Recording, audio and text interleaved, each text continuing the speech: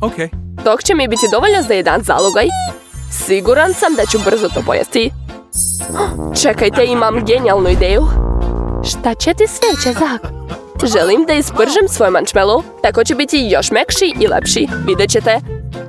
To je super ideja, bravo. Radi. Marshmallow je već dobio lepu koricu. Bitno je da ne preteram. Sve mi je pod kontrolom. Uskoro ćete mi zavidjeti. Da sam na tvom mjestu, ne bih bila tako sigurna, Zak. Monika je u pravu. Pogledaj na šta ti liči marshmallow.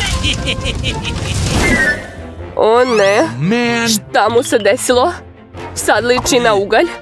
Sad uopšte nije lep. Sve sam pokvario. Izgubio sam posljednju šansu da pojedem nešto ukusno.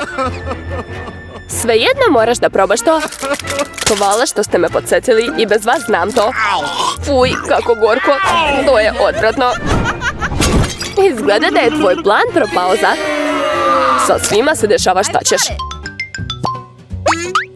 Nadam se da se meni neće dogoditi ništa slično. Ništa me neće sprečiti da pojedem ovaj slatki marshmallow. Kako ga je teško ugristi. Jumping jelly. Probat ću drugačije. Kako ukusno. Šteta što više